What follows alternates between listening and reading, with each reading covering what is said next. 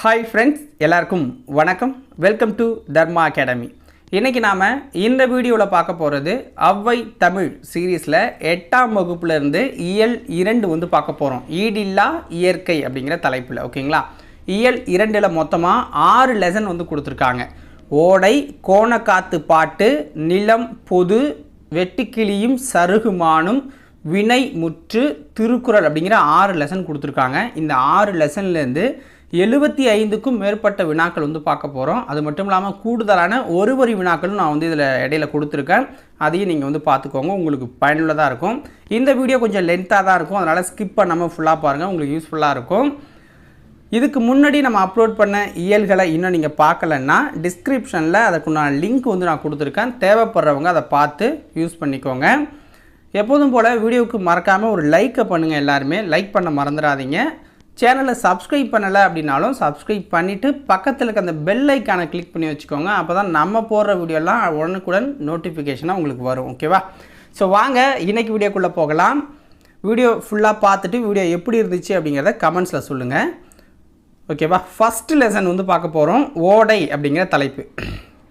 First lesson ஓடை. So இதில் இருக்க செய்யுளை பார்த்துட்டு நம்ம வினாக்களுக்குள்ளே போகலாம். இந்த செய்யுள் அந்தளவுக்கு இம்பார்ட்டன்ட் கிடையாது. ஸோ இருந்தாலும் நம்ம ரெகுலராக பார்த்துக்கிட்டு இருக்கோம். அந்த வகையில் இதையும் பார்த்துருவோம். ஓடை ஆட உள்ளம் தூண்டுதே, கல்லில் உருண்டு தவழ்ந்து நெளிந்து பாயும் அப்படின்னு கேட்குறாங்க. அதாவது நீரோடையில் நீந்தி விளையாட மனம் துள்ளுது. யார் இந்த பாட்டை பாடுறாருன்னா வாணிதாசன் அவர்கள் இந்த பாட்டை எழுதியிருக்காங்க. ஓகேங்களா? ஓடை ஆட உள்ளம் தூண்டுதே அப்படின்னா நீரோடையில் நீந்தி விளையாட மனம் நல்லா லகிக்குது. கற்களில் உருண்டும் தவழ்ந்தும் நெளிந்தும் செல்லும் ஓடையில் நீந்தி விளையாட மனசுக்கு ரொம்ப ஆசையாக இருக்குது அப்படின்னு சொல்கிறாரு. பாட இந்த ஓடை எந்த பள்ளி சென்று பயின்றதோடி அப்படின்னு கேட்குறாங்க. அதாவது சலன்னு அது ஒலி எழுப்பிக்கிட்டே தான் ஆறு ஓடும், ஊன்னு சத்தம் போட்டுக்கிட்டே. ஸோ இவ்வளோ பெரிய ஓசை அது எழுப்புதுன்னா அது எந்த பள்ளிக்கூடத்தில் படிச்சுது அப்படின்னு கேட்குறாங்க. ஏடுபோதோ இதன் கவி காரீடு செய்ய போராடி அப்படிங்கிறாங்க. அதாவது என்னென்னா, நூல்களால் வர்ணித்து சொல்ல முடியாத இதன் அழகுக்கு இணையாக யாரால் எழுத முடியும் கவிதையை? இதை விட சிறப்பாக யார் எழுத முடியும் அப்படிங்கிறாங்க. அடுத்தது, நன்சை புன்சைக்கு உணவை ஊட்டி நாட்டு மக்கள் வறுமை ஓட்டி கொஞ்சி குளவி கரையை வாட்டி குளிர்ந்த புல்லுக்கு இன்பம் கூட்டி அப்படிங்கிறாங்க. அதாவது நன்சை நலம் நஞ்ச புஞ்சன்னு நம்ம சொல்லுவோம். ஸோ இதெல்லாம் நீர் வளத்தை அந்த ஆறு கொடுத்து அந்த பயிர்களை செழிக்க வைக்கிது அப்படிங்கிறாங்க. ஸோ அதன் மூலம் விளையுதில்ல விளைச்சல், அந்த விளைச்சல் நாட்டோட வறுமையை போக்குது அப்படிங்கிறாங்க. அடுத்தது, கொஞ்சி மகிழும் அலைகள், அந்த அலைகள் இருக்குல்ல அது கரையை மோதுது, குளிர்ச்சியை தரும் புற்களுக்கு அது இன்பம் சேர்க்குது அப்படிங்கிறாங்க. ஓகேவா? நெஞ்சில் ஈரமில்லார் நாண நீளுழப்பை கொடையாய் காட்டி செஞ்சொல் மாதர் வல்லை பாட்டின் சீருக்கு ஏற்ப முழவை மீட்டும் அப்படிங்கிறாங்க. அதாவது என்ன சொல்கிறாங்கன்னா, நம்ம அந்த பொருட்களுக்கு அதை உச்சிங்க. நெஞ்சத்தில் இரக்கம் இல்லாதவர் வெட்கப்படுமாறு இடையறாது ஓடி தன் உழைப்பை கொடையா தருது இந்த ஆறு. ஓகேங்களா? சிறந்த சொற்களை பேசுகிற பெண்கள் பாடும் வல்லை பாட்டின் சிறப்புக்கேற்ப முழவை முழங்குவது போல ஒலி எழுப்புது இந்த ஆறு அப்படிங்கிறாரு வாணிதாசன். ஓகேங்களா? இந்த பாட்டை எழுதுனது வாணிதாசன். இப்போ வினாக்களுக்குள்ளே நம்ம போயிடலாம். ஓகேவா? கொஞ்சம் லென்த்தாக தான் போகும் வீடியோ, பொறுமையாக பார்க்குறவங்களுக்கு யூஸ்ஃபுல்லாக இருக்கும். ஃபஸ்ட்டு கொஷின் பொறுத்துக. தூண்டுதல் என்ற சொல்லின் பொருள் என்ன? தூண்டுதல் என்ற சொல்லின் பொருள் என்ன அப்படின்னா, ஆர்வம் கொள்ளுதல். அவன் தான் என்ன தூண்டி விட்டான் அப்படிங்கிறாங்களா, ஆர்வம் கொள்ள வைக்கிறான் பேசி பேசி. பயிலுதல் அப்படின்னா என்ன? படித்தல். ஈரம் அப்படின்னா என்ன? இரக்கம். நாணம் அப்படின்னா வெட்கப்படுதல். நாணம்னா வெட்கம். ஓகேங்களா? ஆப்ஷன் ஏ சரியானது. அடுத்ததும் பொறுத்துக்க தான். முழவு அப்படின்னா என்ன? முழவு அது ஒரு இசைக்கருவி. செஞ்சொல் அப்படின்னா திருந்திய சொல். செஞ்சொல் அப்படின்னா திருந்திய சொல். நன்சை நிலம். நன்சை நிலம் அப்படின்னா என்னென்னா, நிறைந்த நீர்வளத்தோடு பயிர்கள் விளையும் நிலம். அதாவது நிறைந்த நிலம் அப்படின்னா மேக்சிமம் நஞ்சை அப்படின்னா ஆற்று. ஓகேங்களா? ஆற்றோரமாக இருக்கிறது. புன்சைனா குறைந்த நீரால் பயிர் செய்யும் நிலங்கள். ஆற்று பாசனம் இல்லாததை புஞ்சைன்னு சொல்லுவோம், ஆற்று பாசனம் இருந்தால் அதை நஞ்சைன்னு சொல்லுவோம். ஓகேங்களா? அந்த காலத்தில் ஆற்று பாசனம் கரெக்டாக இருந்துச்சு, இப்போ தண்ணி வராதுக்கு நம்ம ஒன்றும் பண்ண முடியாது. ஓகேங்களா? அடுத்தது, வல்லைப்பாட்டு அப்படின்னா என்ன சொல்கிறாங்கன்னா, நெல் குத்தும் போது பாடப்படும் பாடல் தான் வல்லைப்பாட்டு அப்படிங்கிறது. ஓகேங்களா? ஸோ அடுத்தது, தமிழகத்தின் வேர்ட்ஸ்வொர்த் என்று புகழப்படுபவர் யார்? மூன்றாவது வினா பாருங்கள். தமிழகத்தின் வேர்ட்ஸ்வொர்த் என்று புகழப்படுபவர் யார்? ஆன்சர் வாணிதாசன். கீழ்கண்டவற்றுள் வாணிதாசனின் இயற்பெயர் என்ன? கீழே கொடுத்துருக்கிறதுல வாணிதாசனோட இயற்பெயர் என்ன? ஆன்சர் எத்திராசலு. எத்திராசலு அப்படிங்கிறது தான் அவருடைய பேர். ஓகேங்களா, சாரி, எத்திராசலுல அரங்கசாமி என்கிற எத்திராசலு. அரங்கசாமி என்கிற எத்திராசலு அப்படிங்கிறது இயற்பெயர். அரங்கசாமி அப்படின்னும் கூப்பிடுறது வழக்கம். ஓகேங்களா, அப்போ இரண்டும் அப்படின்னு வச்சுக்கோங்க. ஆனால் இயற்பெயர் அப்படின்னா எத்திராசலு தான். ஓகேவா? வாணிதாசன் கீழ்கண்ட எந்த கவிஞரின் மாணவர்?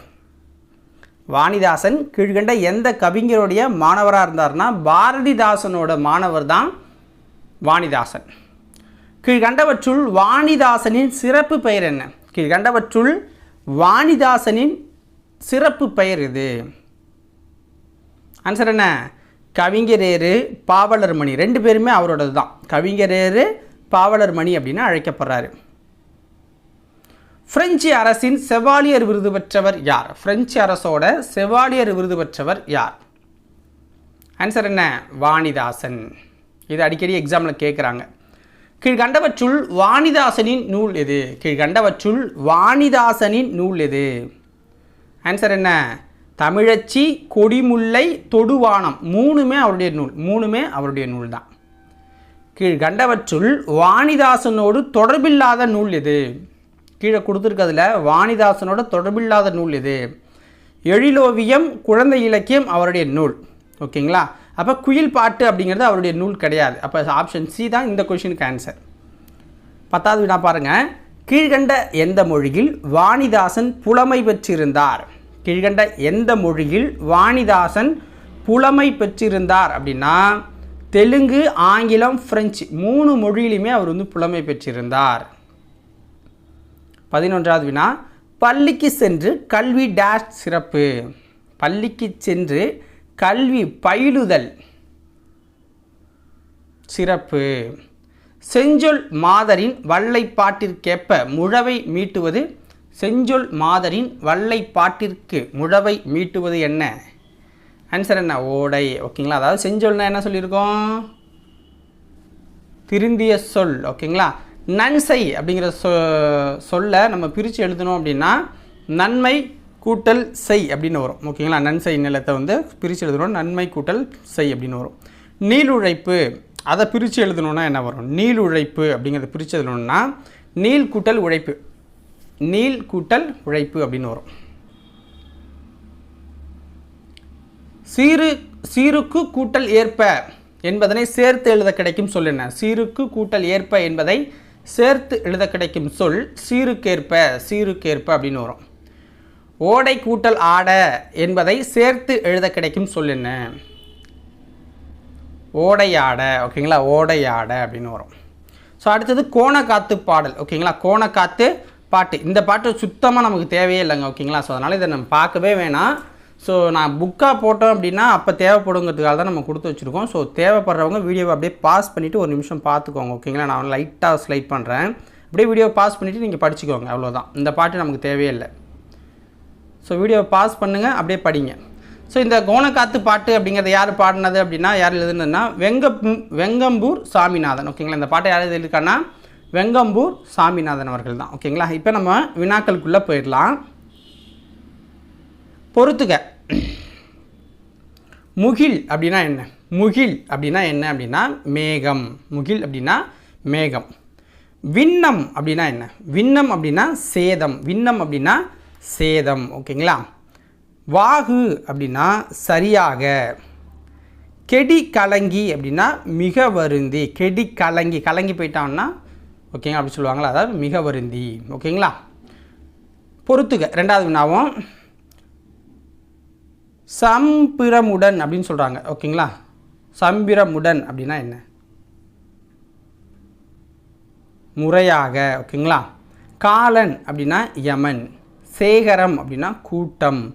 மெத்த அப்படின்னா மிகவும். மெத்த அப்படின்னா மிகவும் அப்படின்னு பொருள் வருது. ஓகேங்களா, காங்கேய நாடு அப்படின்னா கொங்கு மண்டலத்தின் 24 நாடுகளில் உள்ள ஒரு நாடு தான் காங்கேய நாடு. காங்கேய நாடுனா கொங்கு மண்டலத்தின் 24 நாடுகளில் அது ஒரு நாடு, காங்கேய நாடு. ஓகேங்களா, அடுத்தது கீழ்கண்டவற்றுள் சரியானது எது அப்படின்னு கேட்குறாங்க. நல்லா பாருங்கள், நாட்டில் பெரும்பஞ்சம் ஏற்பட்ட காலங்களில் மக்கள் பட்ட துயரங்களை அக்காலத்தில் வாழ்ந்த புலவர்கள் கும்மி பாடலாக பாடினாங்க. அந்த பாட்டு நான் சொன்னல மேலே தேவையில்லை, அந்த பாட்டை அப்படி பாடுவாங்க. பேச்சு தமிழ் அமைந்த இவை பஞ்ச கும்மிகள் அப்படின்னு சொல்லுவாங்க. பஞ்சம் இல்லாத காலத்தில் அது என்னென்னலாம் ஆச்சு அப்படின்னு பாடுவாங்க. புலவர் சே ராசு தொகுத்த பஞ்ச கும்மிகள் என்னும் நூலில், நல்லா நோட் பண்ணிக்கோங்க, புலவர் சே ராசு தொகுத்த பஞ்ச கும்மிகள் நூல். ஓகேங்களா? வெங்கம்பூர் சாமிநாதன் இயற்றிய கோணக்காத்து பாட்டு என்னும் காத்து நொண்டி சிந்திலிருந்து சில பாடல்கள் இங்கே தந்திருக்காங்க. ஓகேங்களா? வெங்கம்பூர் சாமிநாதன் இயற்றிய கோணக்காத்து பாட்டு என்னும் காத்து நொண்டி சிந்திலிருந்து சில பாடல்கள் இங்கே பார்த்தோம் நம்ம மேலே. அந்த பாட்டு யாருடைய நூலில் இடம்பெற்றிருக்கு அப்படின்னா சே ராசு தொகுத்தாரில் ஒரு நூல் பஞ்ச கும்மிகள் அப்படிங்கிற நூல், அதில் இடம்பெற்றிருக்கு. ஓகேவா? அப்போ கூற்று அனைத்தும் சரியானது தான். வானில் கரு டேஷ் தோன்றினால் மழை பொழியும் என்பர். ஆன்சர் என்ன? முகில் தோன்றினால். முகில் தோன்றினால். முறையான உடற்பயிற்சியும் சரிவிகித உணவும் டேஷை ஓட்டிவிடும். காலனை ஓட்டிவிடும். விழுந்தங்கே என்னும் சொல்லை பிரித்து எழுத கிடைப்பது என்ன? விழுந்தங்கே என்னும் சொல்லை பிரித்து எழுத கிடைப்பது என்ன அப்படின்னு பார்த்தீங்கன்னா விழுந்தது அங்கே. விழுந்தது அங்கே. செத்திறந்த என்னும் சொல்லை பிரித்து எழுத கிடைப்பது என்ன? செத்திறந்த அப்படிங்கிற சொல்லை நம்ம பிரித்து எழுதணும் அப்படின்னா நமக்கு கிடைக்கிறது செத்து கூட்டல் இறந்த. செத்து கூட்டல் இறந்த. பருத்தி எல்லாம் என்பதனை சேர்த்து எழுத கிடைக்கும் சொல் என்ன? பருத்தி கூட்டல் எல்லாம் என்பதனை சேர்த்து எழுத கிடைக்கும் சொல் பருத்தி எல்லாம். பருத்தி எல்லாம் அப்படின்னு கிடைக்கும். அடுத்தது 3வது லெசன் நிலம் பொது அப்படிங்கிற லெசன். இது இதுவும் ஒரு கதைப்பகுதி மாதிரி தான், வேறு நாட்டை பற்றி வர்றது. ஸோ அதனால் பெருசாக நான் கொடுக்கல. ஒரு 11 வினாக்கள் இருக்கும், அதை பார்த்துக்கோங்க. ஓகேவா? அமெரிக்காவில் பூஜே சவுண்ட் என்னும் இடத்தை சுற்றி வாழ்ந்தவர்கள் டேஷ் பழங்குடியினர். அமெரிக்காவில் பூஜே சவுண்ட் என்னும் இடத்தை சுற்றி வாழ்ந்தவர்கள் டேஷ் பழங்குடியினர்னா சுகுவாமிஷ் பழங்குடியினர். சுகுவாமிஷ் பழங்குடியினர். ஓகேங்களா? ஸோ அந்த பழங்குடியினரோட தலைவராக விளங்கியவர் யாருன்னா சியாட்டல் அப்படிங்கிறவர். செவிந்தியர்களின் தலைவராக விளங்கியவர் யாருன்னா சியாட்டல் அப்படிங்கிறவர் தான் சுகுவாமிஷ் அப்படின்னு சொல்லுவாங்க. நம்ம செவிந்தியர்கள் அப்படின்னு சொல்லிக்கிட்டு இருக்கோம்.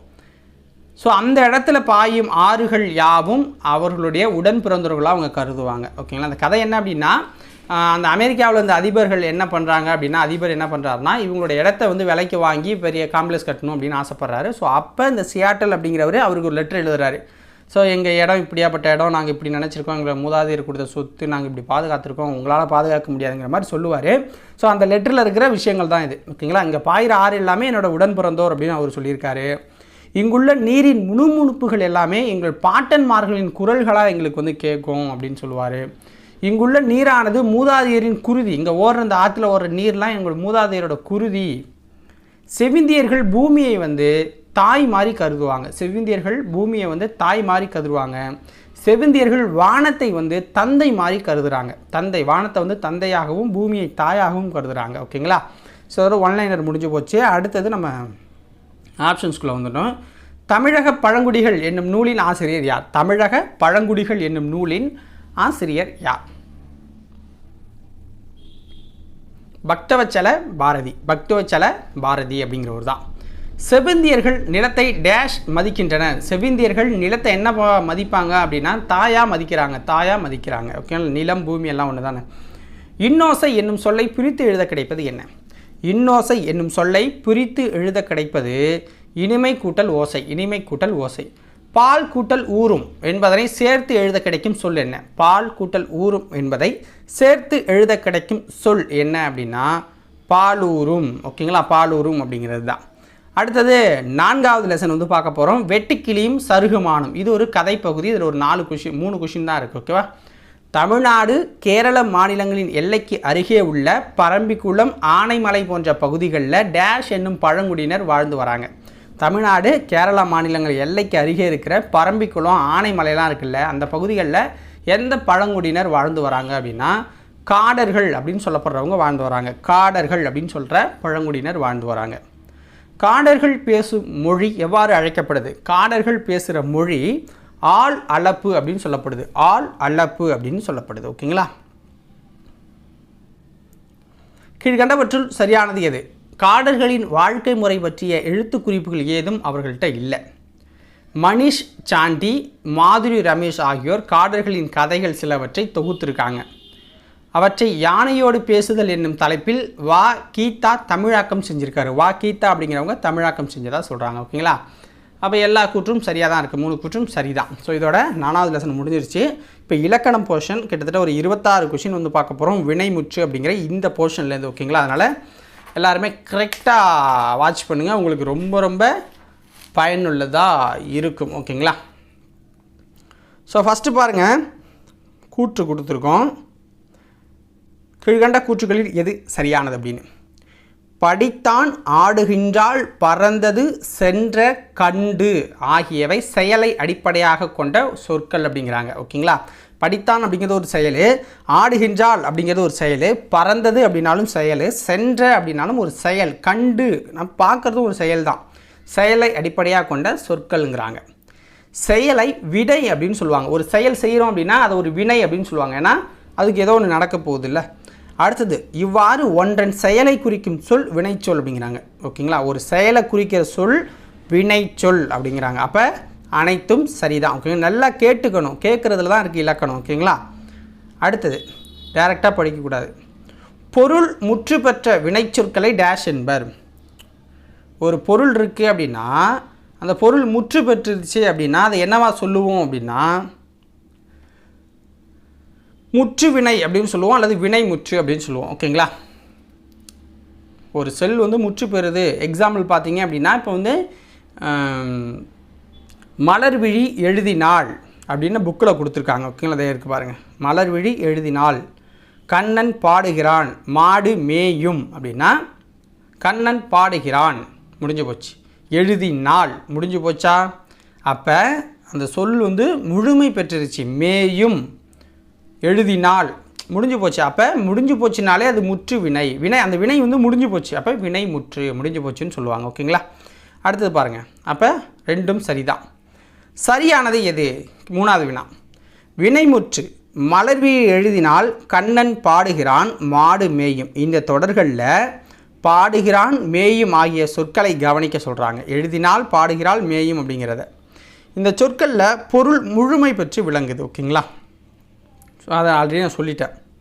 வினைமுற்று அப்படிங்கிறது 5 பால், 3 காலம், 3 இடம் ஆகிய அனைத்துலேயும் வரும். இந்த 5 பால் அப்படின்னு நம்ம சொல்லுவோம். ஓகேங்களா? ஸோ அந்த 5 பால்லையுமே அது வந்து வந்துடும். 3 காலங்கள்லேயும் அது வந்து இருக்கும், 3 இடங்கள்லேயும் அது வரும் அப்படின்னு சொல்கிறாங்க. வினைமுற்று தெரிநிலை வினைமுற்று, குறிப்பு வினைமுற்று அப்படின்னு 2 வகையாக பிரிக்கிறாங்க. வினைமுற்ற தெரிநிலை வினைமுற்று, குறிப்பு வினைமுற்றா 2ஆக பிரிக்கிறோன்னு சொல்கிறாங்க. அப்போ அனைத்தும் சரியானது தான், அனைத்தும் சரியானது தான்.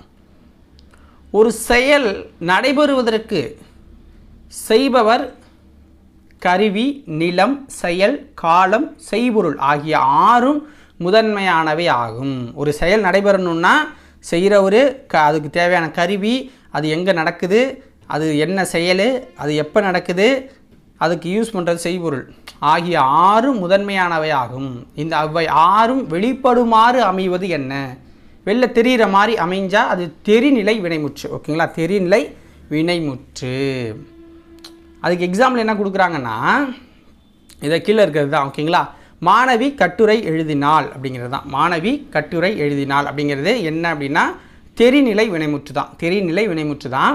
அது எப்படி ஒர்க் ஆகுது அப்படின்னு பார்த்தீங்கன்னா, இப்போ செய்பவர் அப்படின்னா என்னென்னா, இப்போ மாணவி அப்படிங்கிறது ஒருத்தர் யார் செய்கிறாங்கன்னு கேட்குறது. ஓகேங்களா? ஸோ அதை நான் கீழே சொல்லிடுவேன், இருந்தாலும் இப்போ மேலே சொல்லிட்டு போகிறேன். அப்புறம் கட்டுரை எழுதினாள். இப்போ எழுதுறதுக்கு ஒரு கருவியை யூஸ் பண்ணியிருக்கணும், பேப்பரில் தான் எழுத முடியும். எழுதுறது ஒரு செயல். புரியுதுங்களா சொல்கிறது? ஸோ இது மாதிரி தான் செய்பொருள்னா கட்டுரை, என்னத்தை செய்கிறா அப்படிங்கிறது ஒன்று இருக்குல்ல, அது செயல்னா எழுதுதல். ஸோ இதெல்லாமே இந்த இடத்துல வருது. எடுத்துக்காட்டு சொல்கிறாங்க பாருங்கள். செய்பவர் அப்படின்னா மாணவி, காலம்னா அது இறந்த காலம். ஏன்னா கட்டுரை எழுதினாள், ஒரு நாளில் எழுதுனா, அப்போ அது முடிஞ்சு போச்சு. கருவி என்ன? தாளும் எழுதுகோளும் தான் அவளுடைய கருவியாக இருக்குது. செய்பொருள் என்ன? கட்டுரை எழுதுறா. நிலம் என்ன? அவளுடைய பள்ளிக்கூடம். செயல் என்ன? எழுதுறது. ஓகேங்களா? புரிஞ்சிருச்சா? திருப்பி கூட ஒரு தடவை பார்த்துக்கோங்க வீடியோவை. பொருள் இடம், காலம், சினை, குணம், தொழில் ஆகியவற்றுள் ஒன்றனை அடிப்படையாக கொண்டு காலத்தை வெளிப்படையாக காட்டாது செய்பவரை மட்டும் வெளிப்படையாக காட்டும் வினைமுற்று எது? ஆன்சர் என்ன? குறிப்பு வினைமுற்று. புரியுதுங்களா? இது எல்லாத்தையும் அந்த பொருள், இடம், காலம், சினை, குணம், தொழில் இதெல்லாம் அடிப்படை ஒன்றை மட்டும் அடிப்படையாக கொண்டு காலத்தை வெளிப்படையாக காட்டாமல் செய்பவரை மட்டும் வெளிப்படையாக காட்டும் வினைமுற்று தான் குறிப்பு வினைமுற்று அப்படிங்கிறாங்க. ஓகேங்களா? ஸோ அதுக்கு என்ன சொல்கிறாங்க அப்படின்னா, பொருள் அப்படின்னா பொன்னனை குறிக்கும். ஒரு பொருள் அப்படின்னு பொன்னன் அப்படிங்கிறத குறிக்குது. சினைனா கண்ணன், ஏன்னா கண் அப்படிங்கிறது வருது சினையில். இடம்னா தென்னாட்டார், தென்னாட்டார்னா தெற்கு பக்கத்தை சேர்ந்தவர் அப்படின்னு சொல்லுவாங்க. பண்பு அவருடைய குணத்தை குறிக்கும். கரியன்னா காலத்தை குறிக்கும். குணம் பண்புனா கரியன் அப்படின்னு சொல்லுவாங்க. கரியன்னா என்ன? கருப்பாக இருக்கான் அப்படின்னு கூட வச்சுக்கோங்க. காலம்னா ஆதிரையான். ஓகேங்களா? தொழில்னா அவன் ஒரு எழுத்தன் அப்படிங்கிற மாதிரி வந்துடும். ஓகே, ஸோ இதுதான் தெரிநிலை குறிப்பு வினைமுற்றுகள் அன்றி மீதி 2 இருக்குது. ஏவல் வினைமுற்று, வியங்கோல் வினைமுற்று அப்படிங்கிற பிற வகை வினைமுற்றுகளும் தமிழில் இருக்குது. அதையும் நம்ம வந்து கீழே பார்க்கலாம். ஓகேங்களா? பாடம் படி இது எவ்வகை வினைன்னு கேட்குறாங்க. பாடம் படி இது எவ்வகை வினை அப்படின்னா ஏவல் வினைமுற்று. அதை வந்து இந்த பக்கத்தில் பார்க்கலாம். ஓகேங்களா? ஏவல் வினைமுற்று. ஓகேங்களா? இப்போ தன் முன் உள்ள ஒருவரை ஒரு செயலை செய்யுமாறு ஏவுவது தான் ஏவல் வினைமுற்று அப்படிம்போம். ஏவும் வினைமுற்று தான் ஏவல் வினைமுற்று.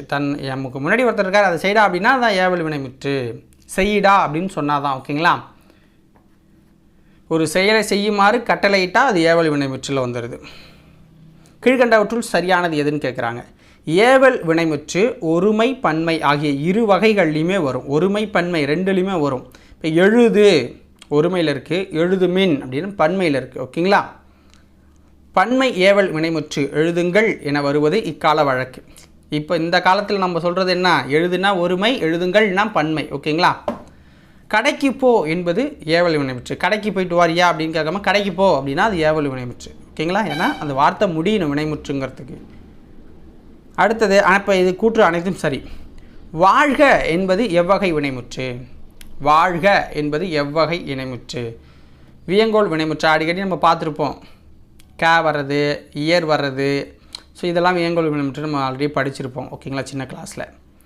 ஸோ அதில் பாருங்கள், வியங்கோல் வினைமுற்று வாழ்த்துதல், வைதல், விதித்தல், வேண்டல் ஆகிய பொருள்களில் வரும் வினைமுற்று வியங்கோல் வினைமுற்று. வாழ்த்துதல், வைதல், விதித்தல், வேண்டல் ஆகிய பொருள்களில் வருவது வியங்கோல் வினைமுற்று அப்படின்னு நமக்கு தெரியும். ஓகேங்களா? அடுத்தது சரியானது எதுன்னு கேட்குறாங்க. ஃபஸ்ட்டு பாருங்கள், வியங்கோல் வினைமுற்று 2 திணைகளையும், 2 திணை அப்படின்னா உயர்திணை தாழ்திணை, 5 பால்களையும், ஆண்பால், பெண்பால், பலர்பால், ஒன்றன்பால், பலவின்பால் 5 பால்களையும், 3 இடங்கள் அப்படின்னா தன்மை, முன்னிலை, படற்கையை இது காட்டும். ஓகேங்களா? நம்ம வீடியோ கண்டினியூஸாக பார்த்தா அந்த தன்மை, முன்னிலை, படற்கைனா என்னென்னு நம்ம சொல்லியிருப்போம். ஓகேங்களா? ஸோ வியங்கோல் வினைமுற்றோட அந்த விகுதிகள் அப்படின்னா கா, இய, இர், அல் அப்படிங்கிறது தான். இதில் வந்துச்சுன்னா அது வந்து வியங்கோல் வினைமுற்று. ஓகேங்களா? வினைமுற்றில் இந்த வார்த்தைகள் வந்தால் அது வியங்கோல் வினைமுற்று. அதை நோட் பண்ணிக்கோங்க. வாழ்க, ஒழிக, வாழியல், வாரல், அல் வருது, இயர் வருது, இய வருது இல்லை. ஸோ அதுதான். அப்போ அனைத்து கூற்றும் சரி. இனிமேல் வந்து பார்த்திங்கன்னா ஒரு 2-3 கொஸ்டின் மட்டும் ஆப்ஷன் இருக்காது. நான் டைரெக்டாக சொல்லிடுறேன். ஓகேங்களா? ஏவல் வினைமுற்றுக்கும் வியங்கோல் வினைமுற்றுக்கும் உள்ள வேறுபாடு. ஏவல் வினைமுற்று அப்படின்னா முன்னிலையில் வரும் அப்படின்னு சொல்கிறாங்க. வியங்கோல் வினைமுற்று 2 திணை, 5 பால், 3 இடங்களின் பொதுவாய் வர்றது வியங்கோல் வினைமுற்று. ஒருமை பன்மை வேறுபாடு உண்டு. இங்கே வேறுபாடு இல்லை வியங்கோல் வினைமுற்றில். கட்டளை பொருளை மட்டுமே இது உணர்த்தும். ஏன்னா ஏவல் தான் அது. இது வந்து வாழ்த்துதல், வைதல், விதித்தல், வேண்டல் ஆகிய பொருள்களை உணர்த்தும். விகுதி பெற்றும் பெறாமலும் வரும். இது விகுதி பெற்று மட்டும்தான் வரும் அப்படிங்கிறாங்க. ஓகேங்களா? இதுதான் அதுக்குண்டான வேறுபாடு. அடுத்தது வியங்கோல் வினைமுற்று. இதுக்கும் வந்து ஆன்சர் கிடையாது, டைரக்ட் ஆன்சர் தான். ஓகேங்களா? பாருங்கள், விதித்தல் பொருளில் வரும் வியங்கோல் வினைமுற்று தன்மை இடத்தில் வராது. ஓகேங்களா? இயர், அல் ஆகிய 2 விகுதிகள் தற்கால வழக்கத்தில் இல்லை. செய்யுள் வழக்கில் மட்டுமே இது வந்து இருக்குது அப்படின்னு சொல்கிறாங்க. இப்போ இருக்கிற நம்ம பேச்சு வழக்கில் இல்லை. அடுத்தது கொஸ்டினுக்குள்ளே போயிடலாமா? மாடு வயலில் புல்லை மேய்ந்தது. இத்தொடரில் வினைமுற்று எது? மேய்ந்தது. ஏன்னா முடிஞ்சு போச்சு, மேய்ஞ்சு போச்சு, மேய்ந்தது அப்படின்னு சொன்னால் முடிஞ்சு போச்சு. அப்போ வினைமுற்று தான். பின் வருவனவற்றுள் இறந்த கால வினைமுற்று எது? பின் வருவனவற்றில் இறந்த கால வினைமுற்று எது? ஆன்சர் என்ன? படித்தான். இப்போ நடக்கிறான்னா நடந்துக்கிட்டு இருக்கான், உண்பான்னா அடுத்து நடக்க போகிறது, ஓடாது அப்படின்னா வேறு, படித்தான் அப்படின்னா படித்து முடிச்சிட்டான், ஓகேங்களா, இறந்த காலம் தான். கீழ்கணவற்றுள் ஏவல் வினைமுற்று சொல் எது அப்படின்னா ஓடு. புரியுதுங்களா? ஓடு அப்படின்னா ஏவல். உலக இயற்கை வள பாதுகாப்பு நாள் எப்பொழுது கடைபிடிக்கப்படுது? உலக இயற்கை வள பாதுகாப்பு நாள் எப்பொழுது கடைபிடிக்கப்படுதுன்னா ஜூலை 28 கடைபிடிக்கப்படுது. ஜூலை 28. அடுத்தது பொறுத்துக. உலக ஈரநில நாள். உலக ஈரநில நாள் எப்பொழுது அனுசரிக்கப்படுதுன்னா பிப்ரவரி 2. உலக ஓசோன் நாள் வந்து செப்டம்பர் 16. உலக இயற்கை நாள் அக்டோபர் 3. உலக வனவிலங்கு நாள் அக்டோபர் 6 நம்ம அனுசரிச்சுக்கிட்டு இருக்கோம், ஓகேங்களா. உலக இயற்கை சீரழிவு தடுப்பு நாள் எப்பொழுது அனுசரிக்கப்படுது? உலக இயற்கை சீரழிவு தடுப்பு நாள் எப்பொழுது அனுசரிக்கிறோம் அப்படின்னா அக்டோபர் 5. அக்டோபர் 5, ஓகேங்களா. ஸோ இதுக்கப்புறம் ஒரு 2-3 கொஷினுக்கு ஆன்சர் டேரெக்டாக தான் இருக்கும். அடுத்தது தான் ஆன்சர் ஆப்ஷன்ஸ் வரும். அறிந்து பயன்படுத்துவோம். இது எல்லா இலக்கண பகுதியிலுமே பின்னாடி கொடுத்துருக்காங்க, ஓகேங்களா. இது ரொம்ப முக்கியம், அதனால தான் கொடுத்துருக்கேன். தொடர் வகைகள் அப்படின்னு சொல்கிறாங்க. தொடர், ஓகேங்களா. தொடர்கள் பொருள் அடிப்படையில் 4 வகைப்படுது. செய்தி தொடர், வினா தொடர், விழைவு தொடர், அடுத்து இன்னொரு தொடர் வந்து உணர்ச்சி தொடர், ஓகேங்களா. செய்தி தொடர்னா ஒரு செய்தியை தெளிவாக கூறும் தொடர் செய்தி தொடர்பாங்க. கரிகாலன் கல்லணையை கட்டினான், புரியுதுங்களா. அடுத்து வினா தொடர்னா ஒருவரிடம் ஒன்றை வினவுவதாக அமைவது வினா தொடர். என்னப்பான்னு கேட்குறது தான். அப்போ சிலப்பதிகாரத்தை இயற்றினது யார் அப்படின்னு கேட்குற மாதிரி. விழைவு தொடர் அப்படின்னா ஏவல், வேண்டுதல், வாழ்த்துதல், வைதல் ஆகிய பொருள்களில் வரும் தொடர் விழைவு தொடர். ஏவல்லையும் வரும், வேண்டுறதுலையும் வரும், வாழ்த்துனாலும் வரும், வைதல்லையும் வரும் அப்படின்னா, ஓகேங்களா. அப்போ பாருங்கள், இளமையில் கல் அப்படின்னா ஏவல், ஏன்னா சீக்கிரம் படி அப்படிங்கிற மாதிரி. உன் திருக்குறள் நூலை தருக, உன்னோட இதை கொடுப்பா அப்படின்னு வேண்டுறாங்க. உழவு தொழில் வாழ்க, வாழ்த்துறோம். கல்லாமை ஒழிக, இந்த இடத்துல திட்டுறோம், புரியுதுங்களா. அடுத்தது உணர்ச்சி தொடர் இருக்குது. உணர்ச்சி தொடர் பாருங்கள், உவகை, அழுகை, அவலம், அச்சம், வியப்பு முதலான உணர்ச்சிகளை உணர்த்தும் தொடர் உணர்ச்சி தொடர், உவகை, ஓகேங்களா. இப்போ பாருங்கள், அடடா என் தங்கை பரிசு பெற்றாள் அப்படின்னா அது உவகை. அடடா என் தங்கை பரிசு பெற்றாள் அப்படின்னா உவகையில் வந்துருச்சு. புலி வருகிறது அப்படின்னா அச்சத்தில் வருது.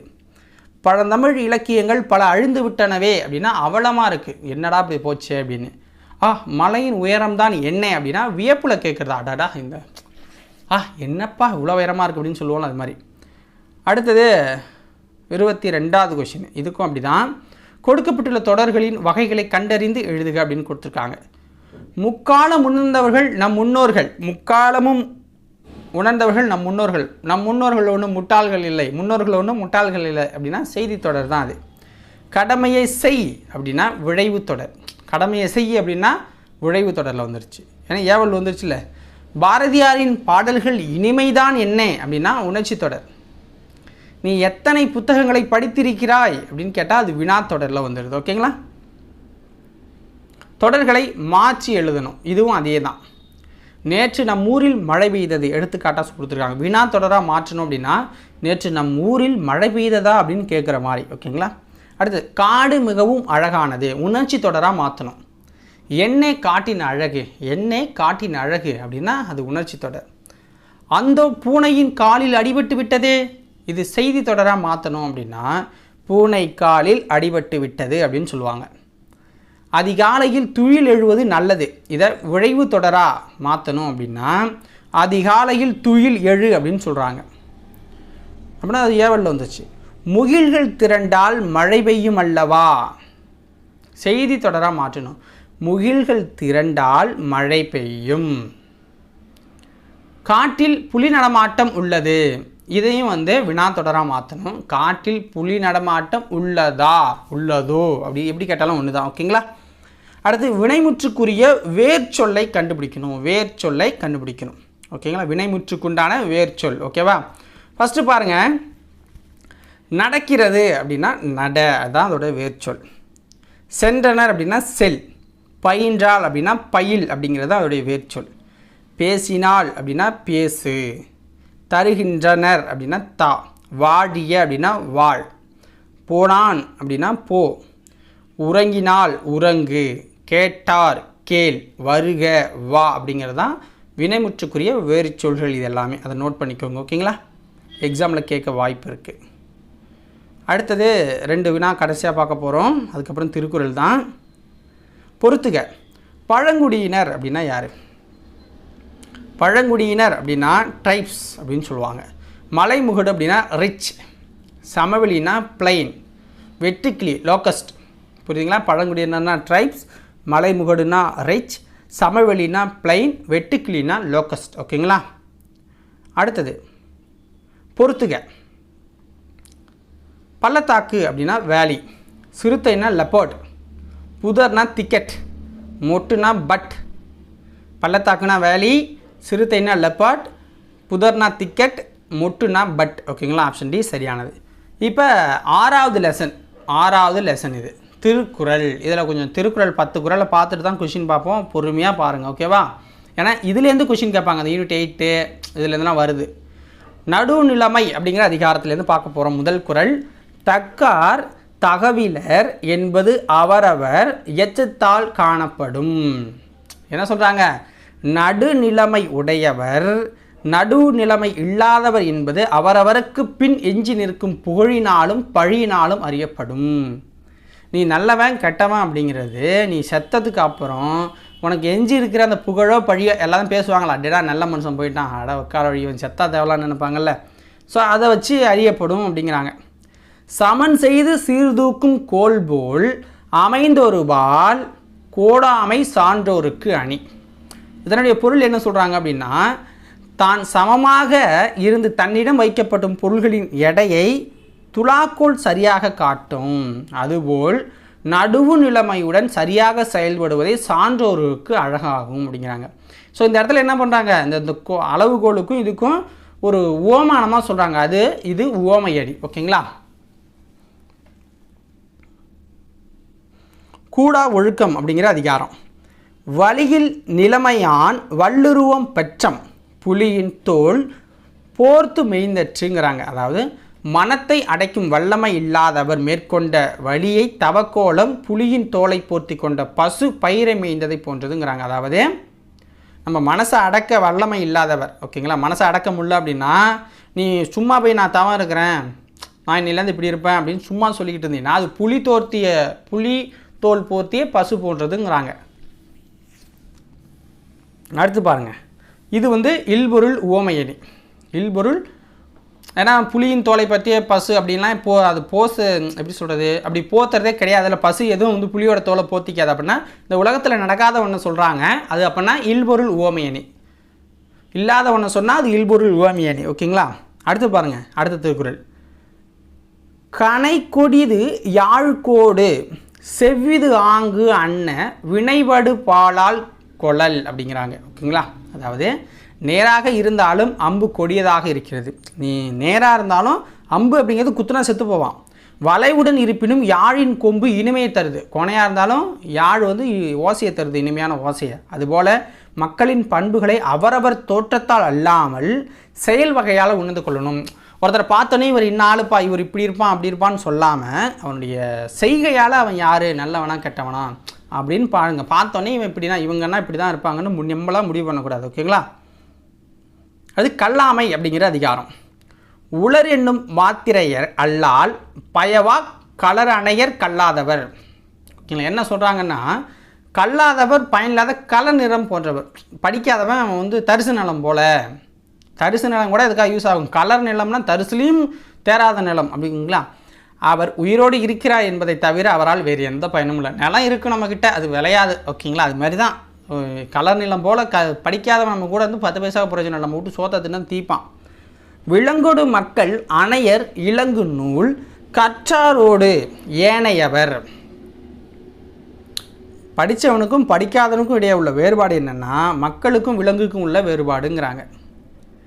ஏன்னா அவன் படிக்காத பண்ணிக்குட்டி நம்ம சொல்கிறத கேட்கவே மாட்டான், அவன் இஷ்டத்தை தான் செய்வான். குற்றங்கடிதல் ரொம்ப எனக்கு பிடிச்ச ஒரு அதிகாரம் அப்படின்னு சொல்லலாம். வரு முன்னர் காவாதான் வாழ்க்கை எரி முன்னர் வைத்தூறு போல கெடும் அப்படிங்கிறாங்க. அதாவது பழி வரும் முன்னே சிந்தித்து தம்மை காத்து கொள்ளாதவுடைய வாழ்க்கை நெருப்பின் அருகில் வைக்கப்பட்ட வைக்கோல் போற அழிந்துவிடும். அதாவது நமக்கு ஒரு பழி வருதுன்னு வச்சுக்கோங்களேன், அதுக்கு முன்னாடி சிந்தித்து நம்ம காத்துக்கணும். ஆனால் அதை நம்ம காக்க தவறிட்டோம் அப்படின்னா, அதாவது பழி வரும்னு தெரிஞ்சு யாரும் காக்காமல் இருக்க மாட்டாங்க. நீ தெரியாமல் சில செயலை செய்வ, அந்த செயலை செய்யும்போதே தப்பாக போச்சுன்னா அப்படி நமக்கு பழி வந்துடும் அப்படின்னு நினச்சி நீ ஒழுங்காக இருந்தீங்கன்னா நல்லா இருப்ப. அப்படி இல்லைன்னா என்ன ஆச்சு அப்படின்னா செஞ்சிருவா. அவனுக்கு நெருப்பின் பக்கத்தில் இருக்க வைக்கல் போகிற மாதிரி என்றைக்கு வேணாலும் பற்றிக்கலாமோன்னு பயத்திலே இருந்து போகணும். ஓகேங்களா, அதை நல்லா பார்த்துக்கணும். அப்போ இது வந்து ஒரு ஓமானத்தில் சொல்கிறாங்க. நெருப்பு பக்கத்தில் வைக்க போகிறதா ஒரு ஓமானத்தில் சொல்கிறாங்க, இப்படி ஆகிடும் அப்படிங்கிற. அப்போ இது ஓமை அணி. ஓகேங்களா, இந்த திருக்குறள் வந்து ஓமை அணி. ஸோ இப்போ நான் கூட நேற்று கூட தப்பிச்சேன் ஒருத்தங்கிட்டேருந்து. ஓகேங்களா, வண்டிக்கு ஜாமீன் போகிறதுக்கு என் பேரில் போட்டு கொடுக்கலான்னு போட்டு அதுக்கப்புறம் வேணான்னு கேன்சல் பண்ண கடைசியாக இந்த ஒரு குறளால் தான். தன் குற்றம் நீக்கி பிறர் குற்றம் காண்கிற்பின் என் குற்றம் ஆகும் இறைக்கு. பொருள் சொல்கிறாங்க, தலைவன் முதலில் தன் குற்றத்தை கண்டு நீக்கி. ஓகேங்களா, அதை தலைவன்கிறவன் தங்கிட்ட இருக்கிற அது சொல்லுவாங்கள்ல, ஓ முதல் அழுக்கு இருக்குது அதை தொடச்சிட்டு வாங்குவாங்கள்ல, அதுமாதிரி தன்னோட குற்றத்தை அழுக்க வந்து முதல்ல எடுத்துகிட்டு தான் அப்புறம் அடுத்தவங்களோட குற்றத்தை ஆராயணும். அவனுக்கு எந்த பழியும் அதனால் ஏற்படாது, எவனும் குறை சொல்ல முடியாது. ஓகேங்களா, அதெல்லாம். அடுத்து இடனறிதல் அப்படிங்கிற அதிகாரம். தொடங்கற்க எவ்வினையும் எல்லற்க முற்றும் இடங்கண்ட பின் அல்லது அப்படிங்கிறாங்க. அதாவது பொருத்தமான இடத்தை அறியாமல் எந்த செயலையும் தொடங்கக்கூடாது, இகழவும் கூடாது. பொருத்தமான ஒரு இடத்துக்கு போகாமல் ஒரு இடத்த வந்து நம்ம டார்கெட் வைக்காமல் தொடங்கக்கூடாது. அந்த இடத்த அச்சீவ் பண்ணாமல் யாரையும் வந்து திட்டக்கூடாது. புரியுதுங்களா? கடல் ஓடா கால்வல் நெடுந்தேர் கடல் ஓடும் நாவாயும் ஓடா நிலத்து.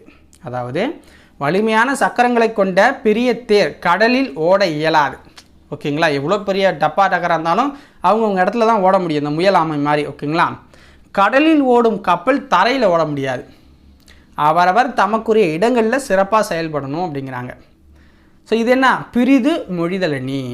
ரெண்டையும் டிஃப்ரென்ஸ் பண்ணி கொடுக்குறாங்கல்ல, அதுதான். அடுத்தது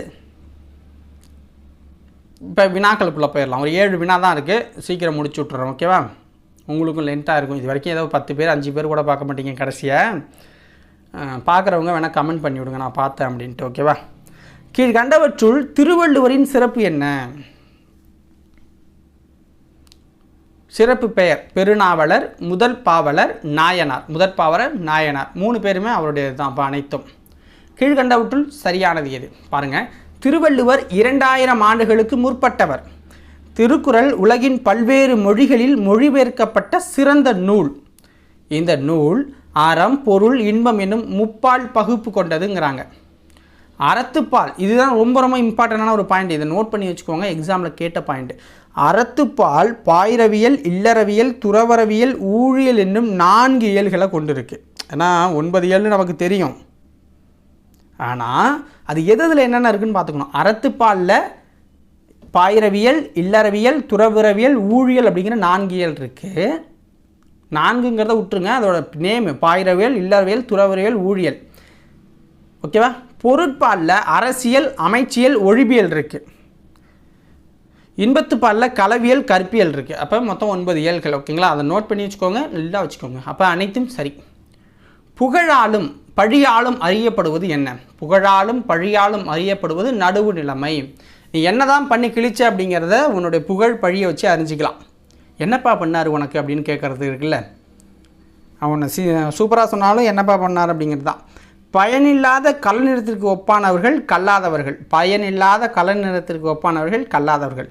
வல்லுருவம் என்னும் சொல்லை பிரித்து எழுத கிடைப்பது என்ன? வல்லுருவம் என்னும் சொல்லை பிரித்து எழுதணும் அப்படின்னா வன்மை கூட்டல் உருவம், வன்மை கூட்டல் உருவம் அப்படின்னு வரும்.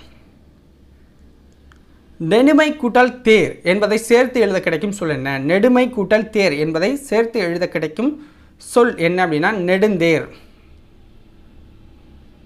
வருமுன்னர் என தொடங்கும் குறளில் பயின்று வந்துள்ள அணி எது அப்படின்னு கேட்குறாங்க. ஆன்சர் என்ன? உவமை அணி. உவமை அணி. ஏன் அப்படி சொல்கிறாங்க? அதில் என்ன குறள் அப்படின்னா, வருமுன்னர் காவாதான் வாழ்க்கை எரிமுன்னர் வைத்தாறு போல கெடும். அதாவது பழி வரத்துக்கு முன்னையே நம்ம காத்துக்கணும், இல்லைன்னா நெருப்புக்கு அருகில் வைக்கப்பட்ட வைக்கோல் போர் போல் அழிஞ்சு போகும். அப்போ அது ஒரு உவமையாக சொல்கிறாங்க. இப்படி இல்லைன்னா உனக்கு இப்படி ஆகும் அப்படிங்கிறாங்க. அப்போ அது ஒரு அனுமானத்தில் தானே சொல்கிறாங்க. அப்போ அது ஒரு உவமை அணி தான். ஓகேவா? திருக்குறளின் பெருமையை விளக்குற நூல் திருவள்ளுவ மாலை. திருக்குறளோட பெருமையை விளக்குற நூல் திருவள்ளுவ மாலை. ஸோ இதோட இன்னைய வீடியோ முடிஞ்சிருச்சு. வீடியோவை லாஸ்ட் வரைக்கும் பார்த்த அந்த ஒரு மனுஷனாக இருந்தாலும் எனக்கு கமெண்ட் பண்ணுங்கள், ஓகேவா? யார் எத்தனை பேர் பார்க்குறான்னு தெரிஞ்சால் தான் நான் கஷ்டப்பட்டு வீடியோ ரெடி பண்ணி போட முடியும். ஸோ அதனால் நான் பார்த்தேன் சார் அப்படின்னு ஒரு கமெண்ட்டை போட்டு விடுங்க. மறக்காமல் வீடியோக்கு ஒரு லைக்கை பண்ணுங்கள், சப்ஸ்கிரைப் பண்ணுங்கள். நாளைக்கு 3வது இயலை பார்த்துடலாம், ஓகேங்களா? நாளைக்கு 3வது இயலை பார்த்துடலாம். ஆல்ரெடி ரெடி பண்ணிக்கிட்டு இருக்கேன். இன்னும் கொஞ்சம் எடிட்டிங் வேலை தான் இருக்குது. அதை நான் முடிச்சுட்டு நாளைக்கு பார்த்துடலாம், ஓகேவா? நன்றி, வணக்கம்.